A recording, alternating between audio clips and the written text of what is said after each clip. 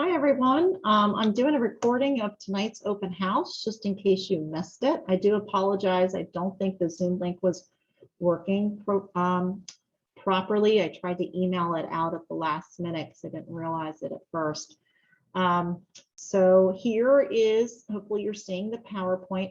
Here is my family, my husband, Chris, my daughter, Jocelyn, and Lilia. Jocelyn's going into 8th grade and Lilia's going into 6th grade. And we're in the Springboard School Districts. I can actually take this off because no one's in right now. Here is my dog, Ruby. She is a mini golden doodle and she's 4. Here's my Bitmoji classroom. You can see that I have Clorox wipes and masks and vaccination cards here. And I also have Ruby attacking that COVID virus. So hopefully with all these precautions, we can stay in the classroom because it's such a better experience than virtual. But we're ready. If we have to go virtual, it will be an easy transition and we'll make the best of it. AP Biology is a 2-semester college level bio majors course. I know that says a lot, so I just wanted to take a second to explain what that means. So this is a course that you would take 2 semesters in college, and we are focusing on that it's a biology majors course. So it wouldn't be like baby bio. This is an intense course. Not all AP courses are 2 semesters of college. I do know that all AP courses here at the school are 2 semesters of this school, but they don't all cover 2 semesters of college. Not all APs have the same level of difficulty, and this one is a little bit of a challenge. And of course, there are others as well at the school that are year-long and are a little bit more challenging, not just with critical thinking, which they all offer, but with the amount of content to cover. We also need to cover labs as part of a requirement. We should be doing at least 8 inquiry AP labs, and we tend to do way more than 8. So it's a great course. We cover 30 chapters in this course. That has been cut back. We used to cover the entire book, and now it is down to 30, but it's still very extensive. The textbook that we use is the #1 textbook used in colleges. It is an awesome book. Another book I recommend is a review book. It doesn't have to be Cliff's. It could be any AP Bio review book. What I would recommend is students use the textbook for when they're studying for chapter tests. I recommend they read the textbook. They use the online resources for the textbook to prepare for that chapter test. And then I recommend they use a review book to prepare for unit exams, midterms, and finals, because it consolidates all of that information into a few pages and can really help them be successful. I do have some review books here in the room if they want to borrow one. They just can't write in those books that they borrow, but they can borrow one if they want to try it out. The course grades are going to be primarily assessments. You can see a good chunk of them are assessments, but there are other opportunities to bring up grades through labs, projects, homework, and participation. Students will have lots of assessments, not just 1 or 2.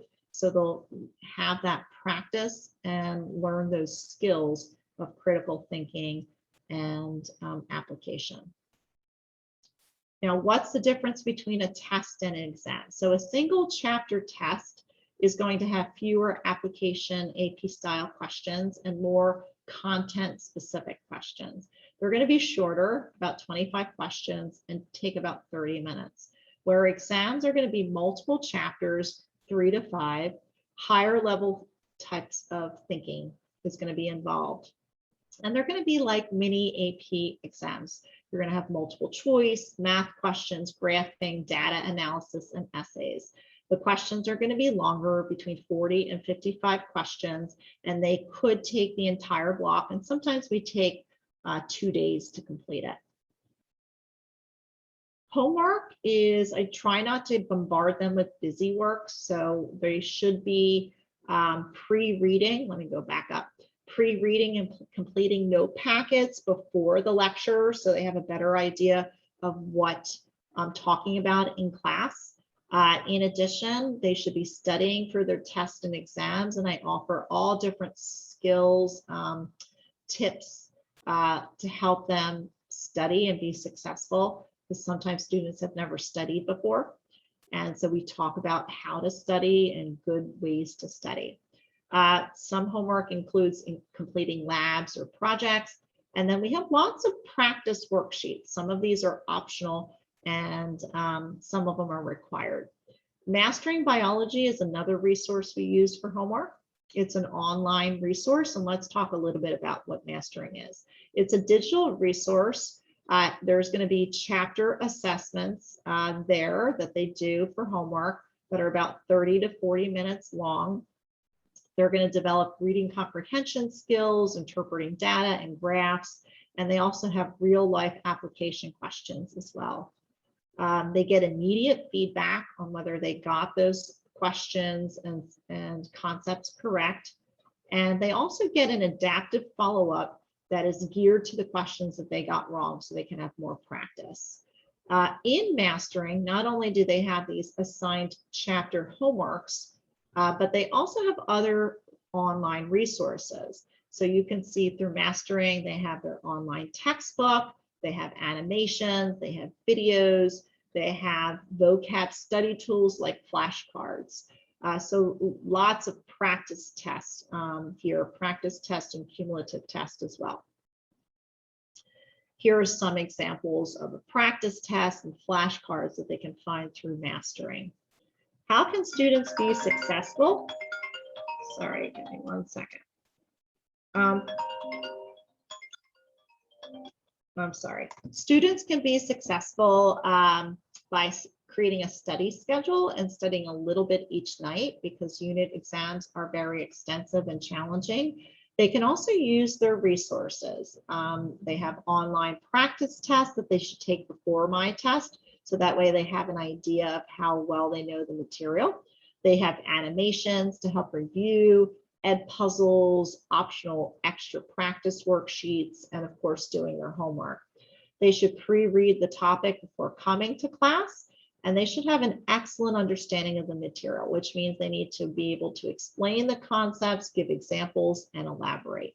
And they should also reach out if they're struggling. They can get help from me. They can form study groups to review topics. Last year, I did create a study group. It was a student-led study group, and it was pretty successful. So we'll see if a student is interested in running that again this year. The AP Biology exam will be on Wednesday, May 11th this year at 12 p.m. It is a paper exam, and it will be in school. It is a 3-hour exam. It has a 90-minute, 60 multiple choice question section, and then a 90-minute, two long free response question and 4 short free response questions. So a 90-minute essay section. If you want to learn more about AP, you can go on to the website here, and you can also Google the credit policy. So if you want to see like how many credits Penn State offers for 4 on the AP Biology exam, you can search for that. Canvas is my online website that I use to link up all the agendas and the homeworks for the students. Let me click on that so you can take a look at what my Canvas page looks like. You can be a parent to the Canvas page. Let me do student view so you can check that out. So when they first log in to my course, they'll see that the little picture there greeting them, and then they'll have links to the agenda pages. Here is today's agenda page. You can see that we have warm-ups where we have discussions to talk about in the class. We have links to labs that we might do. And then we have, for example, flex time here where they have links to additional assignments and just what, things that we're going to do to stay focused. And then they also have homework and links to those homeworks and forums and websites that they can use to be successful. So everything is linked into Canvas. Also on the agenda, on the homepage, are links to last week's agendas and homework, so if they were ever absent. And they also have other resources here that you can explore as well. So going back, that's Canvas. After the AP exam, we have a few weeks where we're going to be doing labs and research. I do like to teach the body systems, so I'll still be doing the fetal pig dissection and talking about the body systems, even though it's not in the new curriculum. We talk about it after the AP, and hopefully we'll talk about animal diversity as well after the AP. So here are some things we've done in the past after the AP.